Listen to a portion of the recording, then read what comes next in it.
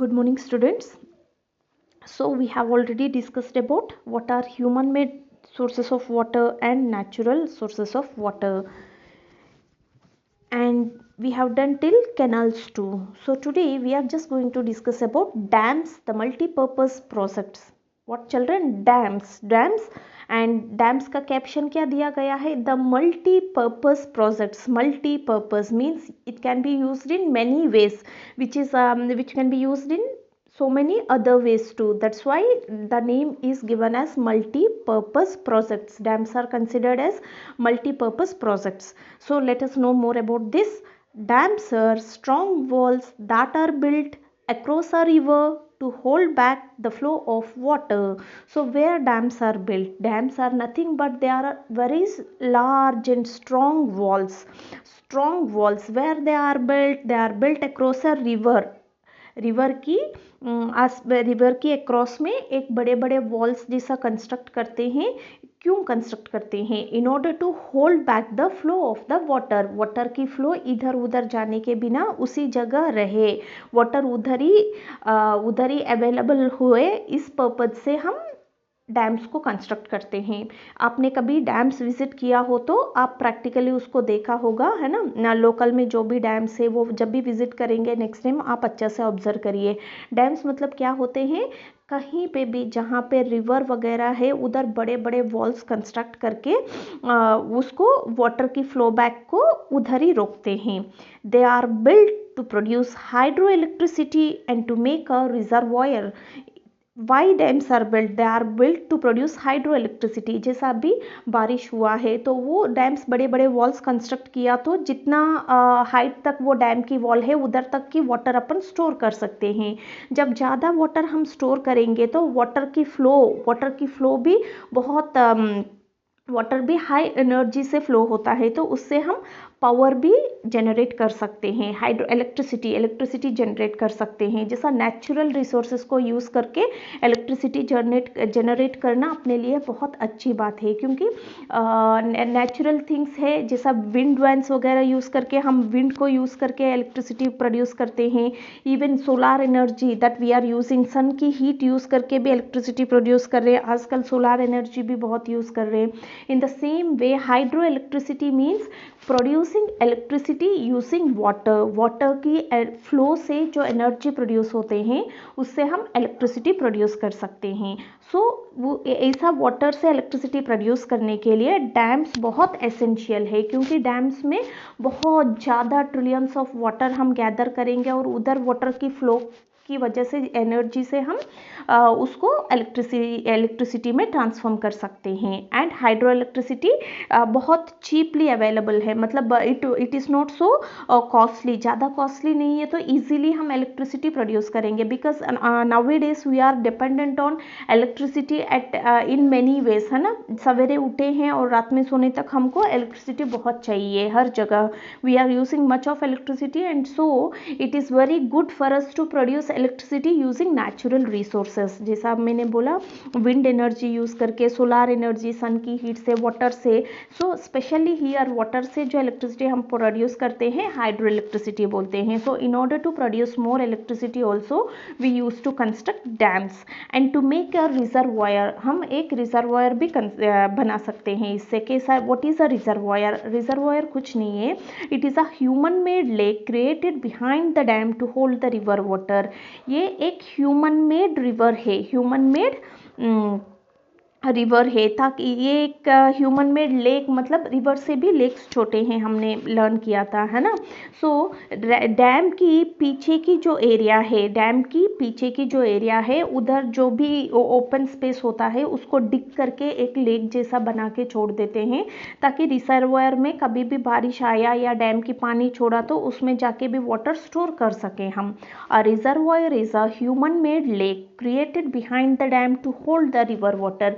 River water को मतलब और एल्स रिवर कंटिन्यूसली फ्लो होता जाएगा तो वो वाटर कंटिन्यूसली दूसरी जगह में फ्लो होता रहेगा, but we want to hold the water, क्योंकि उधर की एरियाज में ये वाटर हम कैनाल्स के थ्रू सप्लाई करने के लिए यूज़ कर सकते हैं अगर रिजर्वायर हो तो अपने पास, क्योंकि इस पर्टिकुलर रिवर की जो भी वाटर को अपने पास ही अपन स्टैग्नेट करके रखेंगे तो उसकी सराउंडिंग एरियाज में अच्छा इरिगेशन फैसिलिटीज हम डेवलप कर सकते हैं. So in order to do this we always use to construct reservoirs. सो reservoir is a small human made lake which is created behind the dam to hold the river water को hold करके रखने के लिए हम एक छोटी सी human made lake create करते हैं ताकि जब भी पानी उधर आए तो उसको stagnant करके रख सके. So what the caption that we have given for dams, they are the multi-purpose projects. Multi-purpose projects means they can be used in many ways. Dams को only कोई single usage ही नहीं है. We can use them in so many ways. That's why government बहुत पैसे खर्च करके भी ये डैम्स बनाते हैं क्योंकि उसके यूजेस बहुत ज़्यादा है. They are called as multipurpose projects as they are useful to us in multiple ways, as they are useful to us in various ways. Just turn your page children. What are the main functions of the dam? Let us see those. They store water for irrigation. Yes, जैसा कभी बारिश आया तो अच्छा से dam की gets open करके हम वाटर को स्टैग्नेट कर सकते हैं.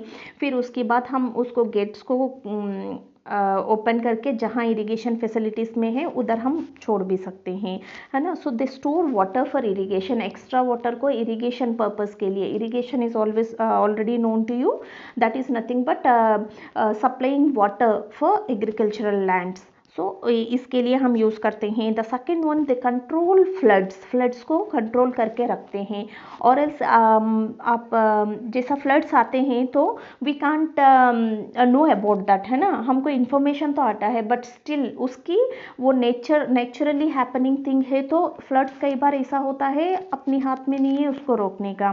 सो अगर डैम्स है तो डैम्स में बहुत सारा वाटर उधर आके स्टोर कर सकते हैं. If there is no dam, there is no dam near any river, then what happens? The people living very close to that river side will get affected at the time of floods. कभी भी अचानक अगर floods आ गए और उधर dam नहीं है, वो रिवर पूरा ओवरफ्लो होके विलेजेस में, नज़दीक की जो भी विलेजेस है, सिटीज़ है, उधर आके पूरा ह्यूमन बीइंग्स की लाइफ पूरा डिस्ट्रॉय होने के चांसेस है. So but if we have a dam, अगर उधर कोई डैम है तो जब भी अगर फ्लड्स भी आ गया at that time also we can face the situation very easily. So they can even control the floods too. The third one, they help in fish breeding. The help in fish breeding मतलब जहाँ पानी ज़्यादा रहेगा we can produce a number of fish also. मतलब fish breeding is nothing but producing younger fishes, मतलब छोटे छोटे fishes को, और आपको फिश की ज़्यादा ब्रीडिंग करानी है तो हमें डैम्स की भी ज़रूरत है. They help in generating hydro electricity. We have discussed about this earlier too. ये हाइड्रो इलेक्ट्रिसिटी जनरेट करने में भी बहुत यूजफुल है. नॉर्मली आप डैम्स में क्या ज़्यादा वाटर स्टोरेज होते हैं, दे आर वेरी बिग, बहुत बड़े बड़े वॉल्स कंस्ट्रक्ट किया जाता है तो उनकी वाटर फ्लो भी इतना हाई एनर्जी से फ्लो होता है, आप आराम से उससे इलेक्ट्रिसिटी प्रोड्यूस कर सकते हैं. That's why we call these dams as multipurpose projects. इसी वजह से because of so many usages behind these we call them as multi-purpose projects. So children, here, did you know the Hirakud Dam is the longest dam in India? In India there are so many types of dams and the longest dam in our country is the Hirakud Dam, and this Hirakud Dam is constructed on Mahanadi river. Okay, so now we can see a beautiful picture of a dam given here, which is a multi-purpose project. We can see the water flow and the reservoir behind the dam side. A few multi-purpose projects in India are listed in the table below. So अपनी country में कुछ famous multipurpose dams construct किए हुए हैं. Let us see where they are. First of all, the name of the dam, then on which river it was built, and the places where it irrigates. So damn का नाम क्या है और वो किस रिवर पे स्पेशली कंस्ट्रक्ट हुआ है, एंड इस डैम की वजह से और वो रिवर की पानी किस किस प्लेसेस में हम यूज़ कर रहे हैं. Is it okay children? Now let us see the first one, baccarat Nangal dam. What it is? Baccarat Nangal dam. It is built on the Satluj river Punjab में. So it irrigates the neighboring Delhi and its neighboring states, mainly Delhi और दिल्ली के neighboring states जो भी है, कुछ एक neighboring states को भी ये सतलुज रिवर की वाटर के थ्रू इरिगेशन करते हैं. The second one, Damodar valley project. It is built on the river Damodar, river का ही नेम दिए हैं इस प्रोजेक्ट को, and it is there in West Bengal. It irrigates the area, agricultural area that is there in West Bengal. The third one, it is Hirakud dam. Hirakud dam is built on river Mahanadi and it is there in Odisha. It supplies water for the places in Odisha. The fourth one, Sardar Sarovar Dam. Sardar Sarovar Dam, which is constructed on Narmada River, which irrigates the areas of Madhya Pradesh and Gujarat both. अभी गुजरात में आपने कभी कोई अगर statute of unity देखने गए हो, which is the world's largest statue, there you can see this Sardar Sarovar Dam, which is constructed on Narmada River. The next one, it is Farakka dam, which is constructed on Ganga river. ये Farakka dam कहाँ construct हुआ बेटा? Ganga river के ऊपर. And it irrigates the areas of West Bengal and Bangladesh. अपनी neighbouring country है Bangladesh and waste Bengal की agricultural land को ये मोस्टली ये वाटर सप्लाई देते हैं. Nagarjuna Sagar dam, which is built on river Krishna. Krishna river is there in Andhra Pradesh, Vijayawada. वो एक place है Vijayawada, there in Andhra Pradesh. This Nagarjuna Sagar dam is built on river Krishna and it irrigates some few places in Andhra Pradesh. So these are the few multi-purpose projects, few dams that were constructed in our country India. So children, ये सब बहुत important है आपको ये dam की names और where they are built, on which river they are built, ये बहुत important है. So try to remember these, learn this and remember these. Okay, just turn your page. Sea water, sorry, save water. So our last topic is how to save water. We have already discussed about the water resources, what are man-made, what are human-made, and what are all the and about each and every type in detail. Now to save water, how to save water. Our earth is covered with 71% of water, out of which 2.5% water is fresh water and only 1% water is easily accessible. Underline the word accessible. So अपनी earth, our earth is completely covered with how much percent of water? Completely earth 71% of water से cover हुआ है. फिर भी हम बोलते हैं save water. क्यों मैम? इतना पानी है अपने पास, 71% of water है, तो आराम से अपन पानी यूज़ करते रहे, save क्यों करना है? Because out of which only 2.5% water is fresh water. मैंने आपको पहले भी समझाई थी ये बात. Only इतना पानी तो है अपने पास, but still ओनली उसमें से भी 2.5% ही फ्रेश वाटर है, जो फ्रेश वाटर अपनी डेली रूटीन एक्टिविटीज़ के लिए हम यूज़ कर सकते हैं. और else the rest of the water that is present in oceans and seas is not fit for human consumption. Okay children, so that's why, इसी वजह से अपने पास तो है 71%, बट स्टिल इन 71% में 2.5% ही फ्रेश वाटर है, तो भी इतना crores of population we are using that. So definitely we should focus on each and every water drop that we are using, because only 2.5% is fresh water and only 1% is easily accessible. The meaning of the word accessible is approachable, मतलब available मानिए आप, है ना. Available मतलब आपको easily ये available कितना है उसमें 2.5% फ्रेश वाटर है, बट स्टिल उसमें भी अपने लिए इजीली अवेलेबल होने वाली पानी तो ओनली 1% ही है, और अगर उसके अंदर तक रीच होने में भी अपन को बहुत खर्चा करना पड़ेगा. So it becomes more costly for us. So easily access करने के हिसाब से तो आपके पास ओनली 1% है, तो ये 1% में इतना क्रोर्स ऑफ पॉपुलेशन को काम चलानी है, and we have to save it for our future generations too. So obviously अब आपको समझ में आया हाउ इम्पोर्टेंट वाटर इज. घर पे कभी कोई बोलते हैं बेटा पानी वेस्ट मत करना, अरे क्यों नहीं करे, अपनी मोटर है ऑन किया, ओवरहेड टैंक में पानी जाएगा, यूज़ करते रहो, ऐसा नहीं. We have to think about the society too along with us, है ना. अपनी सोसाइटी, अपनी फ्यूचर जनरेशन्स के लिए भी सोचना है. Though there is so much amount of water on the earth surface, only 2.5% is fresh water and in that too only 1% is easily available for us, easily approachable for us. So we have to save water. Therefore we must try to conserve. The meaning of conserve is protect. So we have to protect and save water as much as we can, जितना हो सके. तो अभी से आप कभी भी tap completely open छोड़ के नहाना या ब्रश करना या घर पे यूटेंसिल्स क्लीन करना, आप अपने एडल्ट्स को भी देखेंगे तो उनको भी बोल दीजिए. Is it okay, children? Because being a citizen of our country, it is our responsibility to focus on these things too. So we must try to conserve. आप हमेशा अपनी वाटर को सेव करने के लिए सोचिए. We can conserve water by the following measures. So how to conserve water? How to save water? We can follow few steps to save water. Take bucket bath in place of a shower. अपन क्या करते हैं, बस shower के नीचे खड़े हो गए, आराम से नहाते रहते हैं. शावर ऑन कर लिया, पानी आता रहेगा, ज़रूरत नहीं है तो भी आप 15 minutes 20 minutes half an hour तक नहाते रहते हैं. Is it good? ये अच्छी बात नहीं है. What we have to do, we have to take bucket water. Bucket water लेने से क्या, yes we have done 1 bucket 2 buckets, तो आपको पता भी चल जाता है हाँ this much of. But shower के नीचे होने से आपको भी हाँ अच्छा फीलिंग आता है बस, और पानी तो वेस्ट होता रहता है. So we should not do like that. जितना पानी चाहिए उससे हमको शावर ऑफ करना चाहिए. Do not leave the taps running while washing utensils और ब्रशिंग या टीथ. सो कभी भी आप जब ब्रश करते हो क्या करते हैं, जितना देर ब्रश कर रहे हैं 2 मिनट्स 3 मिनट्स नीचे टैप भी ऑन करके छोड़ देते हैं. It is not good to do like that. And even well cleaning utensils at your home also, however may be cleaning your utensils, क्या करते हैं, आदत ये होती है कि जब उनको धोते भी रहते हैं तभी भी टैप ऑन करते हैं. We should not do like that. एक बार अच्छा से उसको कर देना, फिर after that we have to on the tap and we have to clean the utensils.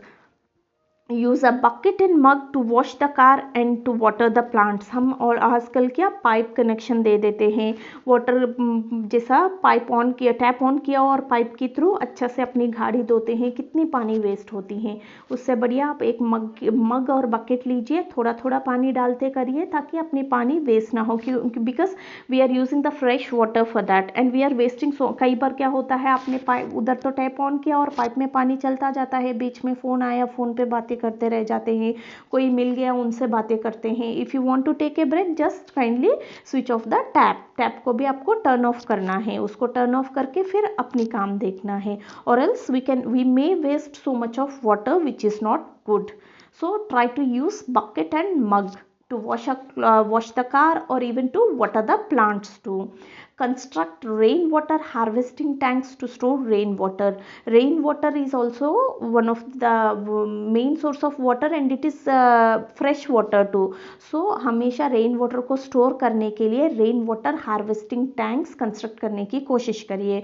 So what is this rain water harvesting? Rain water harvesting is the process of collecting and storing rain water for later use. मतलब अपन ने tanks में जब discuss किया था tanks के बारे में, तो उसमें आपने लर्न किया जहाँ पे रॉकी सरफेस एरिया है, बड़े बड़े टैंक्स कंस्ट्रक्ट करते हैं ताकि वाटर इसी में उसमें आके अपन स्टोर कर सके. सो इन द सेम वे अपने घर के आसपास में कहीं पे भी जगह हो तो आप एक बड़ा सा पिट डिग कर सकते हैं, उसको डिग करके रखिए रेनी सीजन में. So whenever the rain falls the water will just collected over there and we can use that water for later purposes. So ऐसा रेन वाटर हार्वेस्टिंग टैंक्स भी बना सकते हो आप.